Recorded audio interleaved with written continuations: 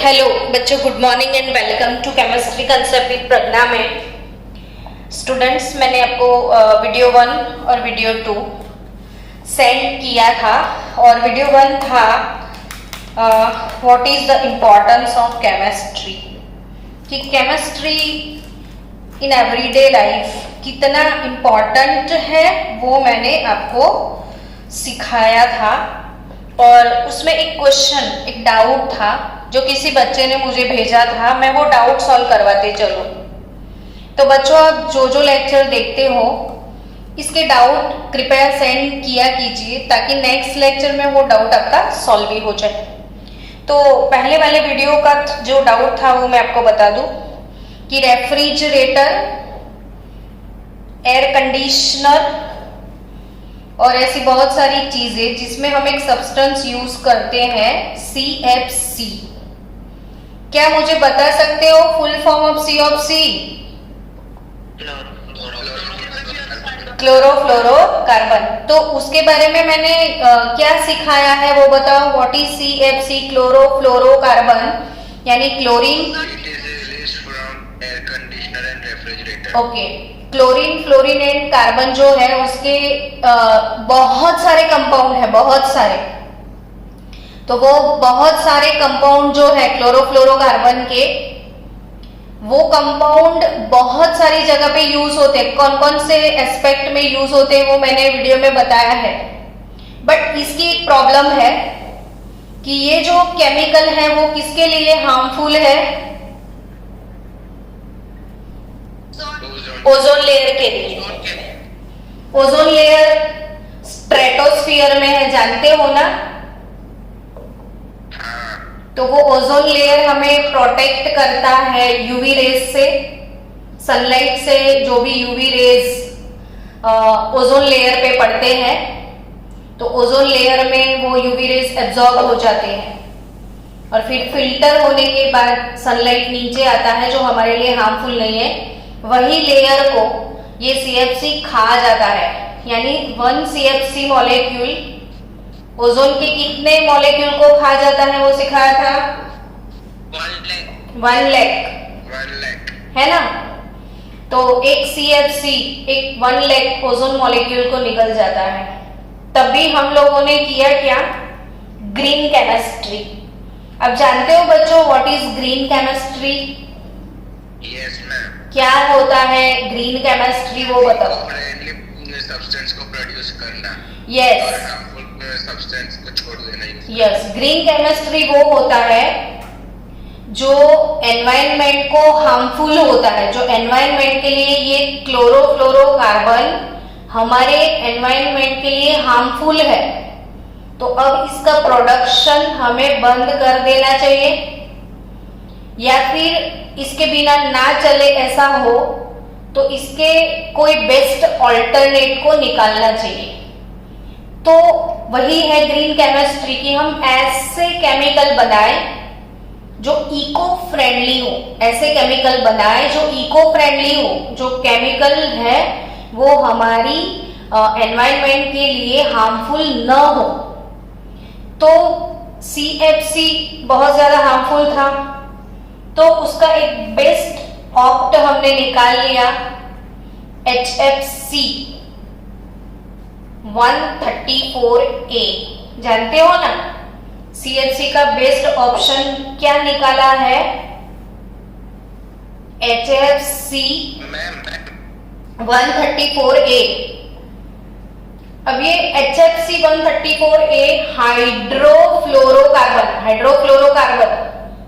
अब ये 134A इसका कोड नंबर है, वो एक्चुअली है क्या? HFC 134A। तो ये है 1 1 1 2 1 1 1 2 टेट्रा 1 1 1 2 टेट्रा फ्लोरो इथेन। HFC 134A का फुल फॉर्म है 1 इथेन। इथेन का फॉर्मूला आप लोग जानते हो, ऐसे कार्बन कार्बन सिंगल बॉन्ड, इसको आप इथेन बोलते हो, है ना। इतना तो सबको पता होगा पूरी क्लास को कि ये है इथेन, ठीक है। हाँ, तो इथेन में अगर इसको बोला जाए 1 नंबर का कार्बन और ये 2 नंबर का कार्बन, तो 1 1 1 यानी 1 1 1 यानी पहले कार्बन पे हाइड्रोजन के बदले हर जगह पे फ्लोरीन है। देखो, फ्लोरीन फ्लोरीन फ्लोरीन, 1 1 1 1 1 1 और फिर 2 यानी एक फ्लोरीन सेकेंड कार्बन पे भी है, कहीं पे भी लिख दो, यानी आपको दिखे 1 2 3 4, 4 के लिए वर्ड लगता है टेट्रा, 1 2 3 4 है तो टेट्रा, तो टेट्रा फ्लोरो इथेन है, टेट्रा फ्लोरो इथेन जिसे बोलते हैं HFC134a। तो ये वाला जो कंपाउंड है, इसमें देखो आपको 2 हाइड्रोजन दिखे तो हाइड्रो, फ्लोरीन दिखे तो फ्लोरो और कार्बन दिखे तो कार्बन, तो ये है हाइड्रोफ्लोरोकार्बन 134a, HFC134a। तो इसकी जस्ट फॉर योर नॉलेज, कि बच्चों को नॉलेज मिले इसलिए मैंने ये समझाया, आपकी टेक्स्ट बुक में तो शायद होगा भी नहीं। तो चलो हम आगे बढ़ते हैं। मैंने आज आपके लिए कुछ सोच के रखा था, ये था अपना डाउट सॉल्विंग आज का, और डाउट्स है तो भेजिएगा। आज मैं आपको 8th स्टैंडर्ड वाले छोटे छोटे बच्चों को जो ट्रीट करते हैं वैसे ही ट्रीट करने वाले हूँ, मैंने पहले से ही बोला। तो क्या मैं आपको आज सिखाने जा रही हूँ वो है मॉलिक्यूलर मास और molar mass. Molar mass, molar mass, तो मॉलिक्यूलर मास और मोलर मास की प्रैक्टिस थोड़ी ज्यादा चाहिए। हर एक बच्चे को मॉलिक्यूलर मास निकालना बहुत फास्ट आना ही चाहिए, तभी मोलर मास निकालना हम सीख रहे हैं। मैं आपको इसके लिए प्रैक्टिस लेक्चर भी भेजूंगी।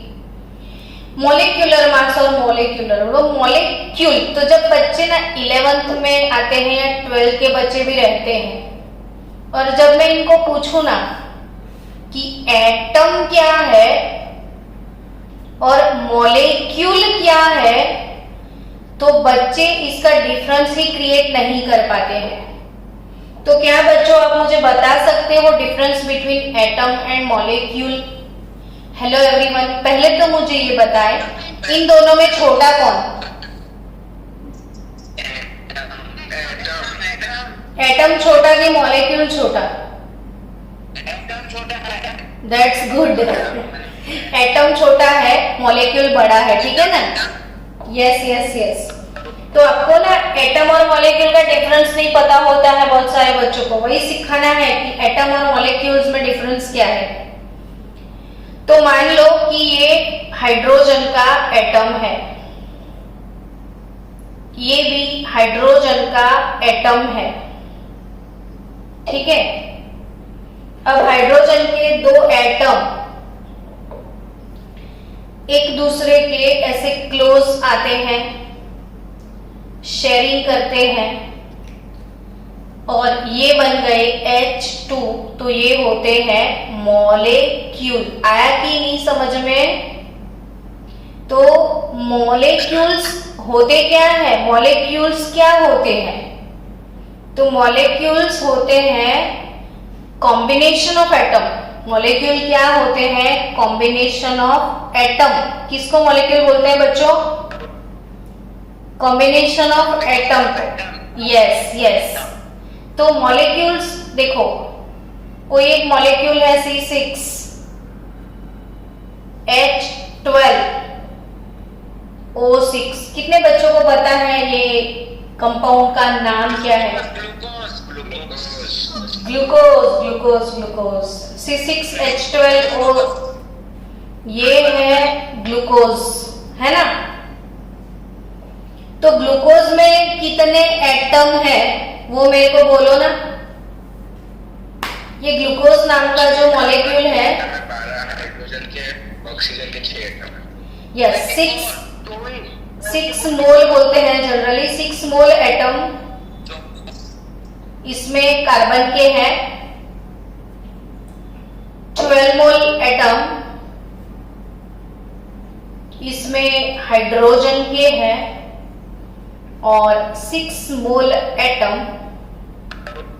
उसमें रहेंगे ऑक्सीजन के। आया ना समझ में? तो carbon element, hydrogen element, oxygen element, ये तीनों एलिमेंट ने मिलके ये जो ग्लूकोज बनाया ये है कंपाउंड। तो कोई भी कंपाउंड कब बनता है? तो कंपाउंड तब बनता है जब एलिमेंट अपने आप में मिक्स होते हैं। तो एलिमेंट के कॉम्बिनेशन से कंपाउंड बनते हैं और कंपाउंड का छोटा सा पार्टिकल मॉलिक्यूल होता है और वही मॉलिक्यूल एटम से बनते हैं। तो वही डिफरेंस बच्चे समझ नहीं पाते हैं। तो अगर आपके पास मान लो बच्चों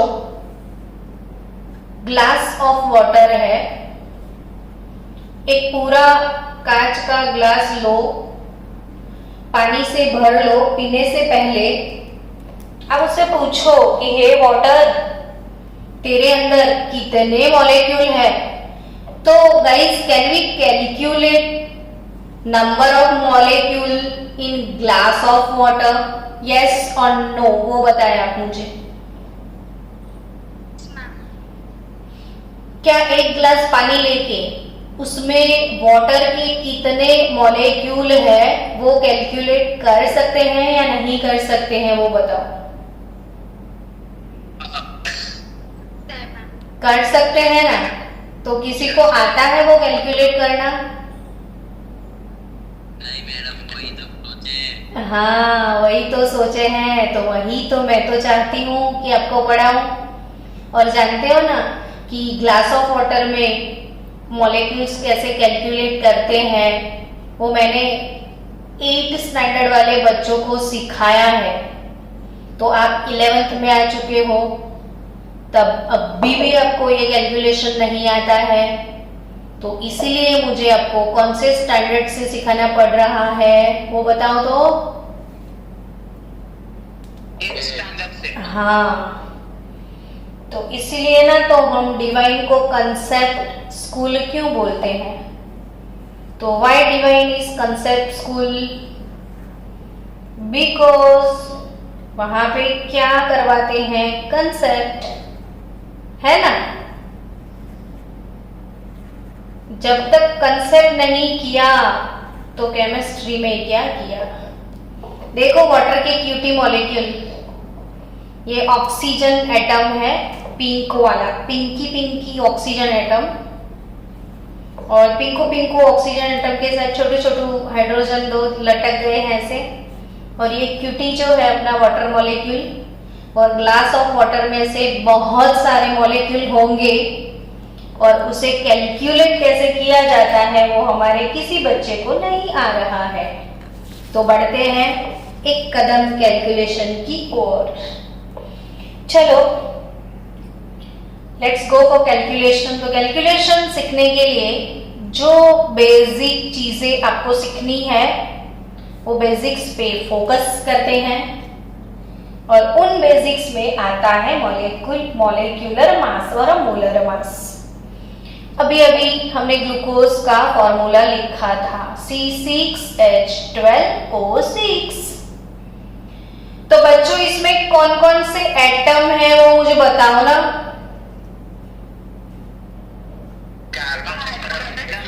कार्बन है, हाइड्रोजन है, ऑक्सीजन है ना? तो कार्बन एटम का भी अपना खुद का मास होता है। तो mass of an atom, mass of an atom is nothing but atomic mass. Mass of an atom क्या होता है बच्चों? एटॉमिक मास होता है।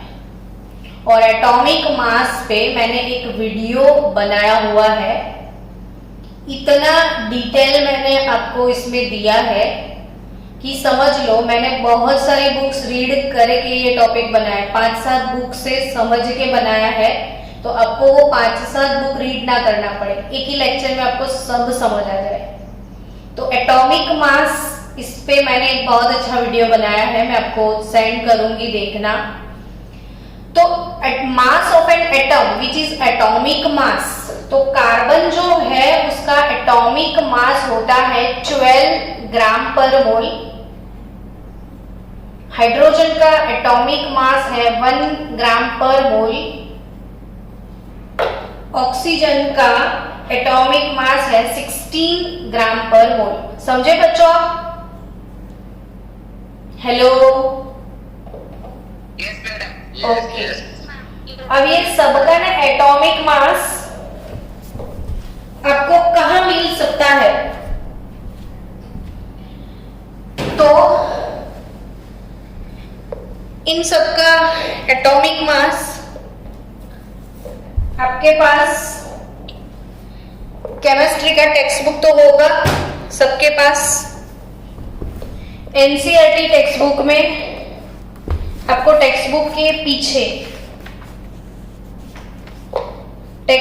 के पीछे सप्लीमेंट्री मटेरियल करके कुछ ना कुछ वो लोग देते हैं। देखो टेक्स्ट बुक के पीछे सारे वर्ड्स का इंडेक्स दिया हुआ है। कभी टेक्स्ट बुक को पीछे से भी खोलना बच्चों, बहुत कुछ मिलेगा। कितनी सारी इंफॉर्मेशन है आपकी टेक्स्ट बुक में,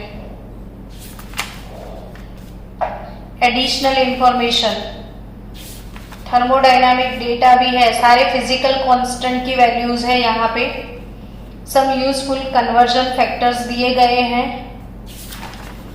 फिर आपके पास element, their atomic number and molar mass. देखो पेज नंबर 232 पे एक अपेंडिक्स है,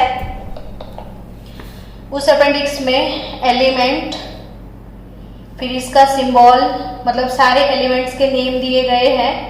जैसे पहले है एक्टिनियम। मैडम मेरे में 232 पेज पे अपेंडिक्स है ही नहीं, मेरे पे 240 से चालू हो रहा है। अरे भाई कोई भी ऐसे छोटी छोटी बातों पे बखेड़ा मत खड़ा करो।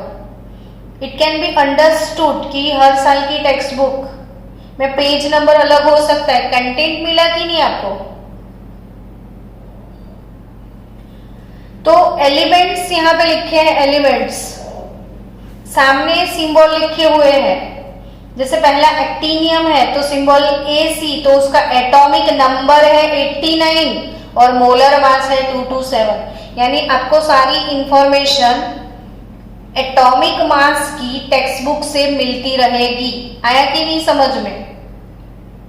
तो आपको कभी भी किसी एलिमेंट का एटॉमिक मास चाहिए तो कहां से मिलेगा वो बताओ।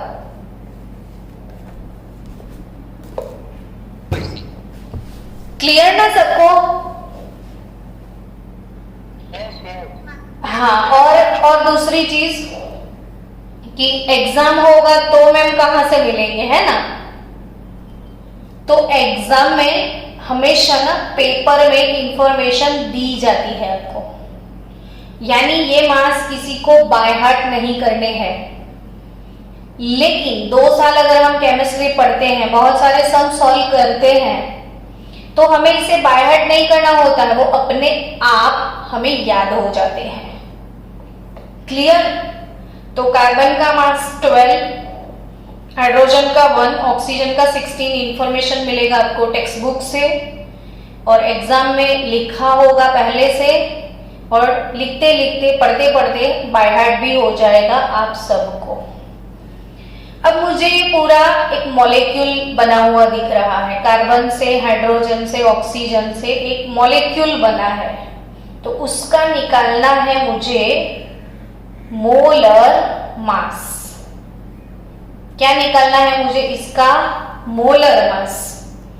तो मैं कैसे निकालूं फिर मोलर मास, है ना? तो मोलर मास निकालने के लिए कैसे? मोलर मास का सिंबल हमेशा कैपिटल M रहता है, तो कैपिटल M यानी मॉलिक्यूलर मास। यहाँ पे C6 लिखा है, यानी 6 मोल ऑफ कार्बन एटम, तो 6 into bracket atomic mass of carbon plus 12 into bracket atomic mass of hydrogen and 6 into bracket atomic mass of oxygen. Done? आया समझ? ओके, तो 6। अब बताओ कार्बन का एटॉमिक मास क्या है? 12। फिर हाइड्रोजन का एटॉमिक मास क्या है?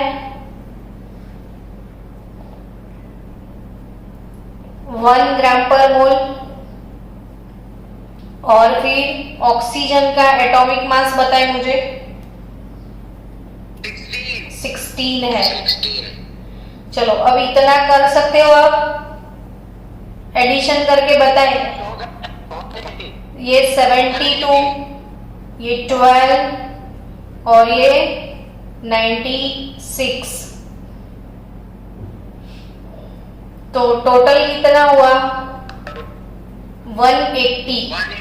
हाँ, अब केमिस्ट्री की इंपॉर्टेंट बात और फिजिक्स की इंपॉर्टेंट बात कि हमारे पास जो भी क्वांटिटीज होते हैं उसके हमेशा यूनिट लिखने बहुत जरूरी है।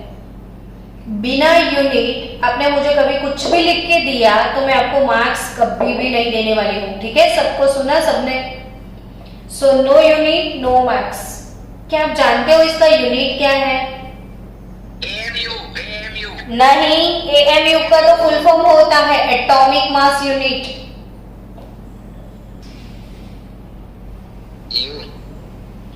तो ये ग्राम क्वांटिटी है। मैंने यहाँ पे लिखा था, किसी ने फोकस नहीं किया। साइंस का बच्चा स्मार्ट होता है। मैंने क्या लिखा था? ग्राम पर मोल, ग्राम पर मोल, ग्राम पर मोल। ये ग्राम पर मोल, ग्राम पर मोल, ग्राम पर मोल, तो सारी क्वांटिटी का एडिशन भी क्या होगा? ग्राम पर मोल, यानी 1 मोल ग्लूकोज जो है इसका मास 180 ग्राम है। समझे बच्चों आप बात को? यस, तभी मैंने बोला ना आपको मुझे 1 स्टैंडर्ड के बच्चे ही समझने हैं। तो इधर ग्राम पर मोल है तो ऑब्वियसली ना ये ग्राम पर मोल आता है। चलो, अब ऐसे बहुत सारे मॉलिक्यूल का मोलर मास हमें निकालना है और मैं हमेशा ऐसा एक काम करती हूँ कि वही कंपाउंड आपको ऑलवेज बार बार देती हूँ जो हमें याद भी रखने हैं, प्रिपेयर भी करने हैं और नाम से भी अवेयर होना है। तो हमारे 2 काम हो जाएंगे, एक साथ फॉर्मूला भी सारे लर्न हो जाएंगे और मोलर मास निकालना भी हम सीख जाएंगे। तो दूसरा कंपाउंड है H2 C2O4 into 2H2O, H2C2O4 into 2H2, H2C2O4 into 2H2O सबको पता होना चाहिए। ये प्रैक्टिकल जब आप करोगे तो इसी एसिड से आपको खेलना है। ये है ऑक्जेलिक एसिड। कौन सा एसिड है बच्चों? Oxalic acid. कौन सा एसिड है? Oxalic acid. और आपने देखा ये ऑक्जेलिक एसिड, इसको क्या बोलते हैं? धीरे धीरे सारी चीजें सीख के ही चले ना, अपने एक काम के साथ और 2-4 काम भी करते चले। ये ऑक्जेलिक एसिड है ना बच्चों, इसमें देखो वाटर मॉलिक्यूल आपको दिखेंगे, है ना? यस और नॉट? तो पता है कि ये जो ऑक्जेलिक एसिड के क्रिस्टल होते हैं उसमें कहीं ना कहीं वाटर मॉलिक्यूल होते हैं, तो इसे वाटर ऑफ क्रिस्टलाइजेशन बोलते हैं। वाटर ऑफ क्रिस्टलाइजेशन बोलते हैं इसे। ये क्रिस्टलाइज हुआ तो ये इतने वाटर मॉलिक्यूल इसके क्रिस्टल में स्टोर हो गए, तो ये जो वाटर मॉलिक्यूल है इसे वाटर क्रिस्टलाइजेशन बोलते हैं। दूसरी चीज, ऐसे सॉल्ट मतलब ऐसे कंपाउंड को क्या बोलते हैं जिसमें वाटर होता है? तो ये वाला जो फॉर्मूला मैंने लिखा है इसमें वाटर को बोलते हैं हाइड्रा, तभी ये हाइड्रेटेड है। अगर वो पानी के साथ है, इसमें वाटर के मॉलिक्यूल है, तो इसे क्या बोलते हैं? हाइड्रेटेड। और अगर आपने इसको गर्म करोगे ना तो पानी रिमूव हो जाएगा, ये मॉइस्चर जो है वो उड़ जाएगा। और बिना मॉइस्चर वाला जस्ट आपने लिख दिया H2C2O4, तो इसे बोलते हैं एनहाइड्रस। क्या बोलते हैं? एनहाइड्रस। समझे आप? क्या बोलते हैं इसे? हम एनहाइड्रस बोलते हैं, एनहाइड्रस, या डिहाइड्रेटेड भी बोल सकते हैं। तो कभी एनहाइड्रस वर्ड आए, केमिस्ट्री में रोज आएंगे ऐसे शब्द कि एनहाइड्रस, तब आप मुझे पूछोगे एनहाइड्रस क्या होता है? तो एनहाइड्रस वो होता है जिसमें पानी के मॉलिक्यूल नहीं रहते हैं, जो डिहाइड्रेट हो चुका होता है, वो एनहाइड्रस। तो ये हाइड्रेटेड है, ये हाइड्रेटेड ऑक्सैलिक एसिड है, ये एनहाइड्रस है ना? अब इसका मुझे मोलर मास निकालना है, तो मैं कैसे निकालूं? तो 2 इंटू ब्रैकेट हाइड्रोजन का एटॉमिक मास 1,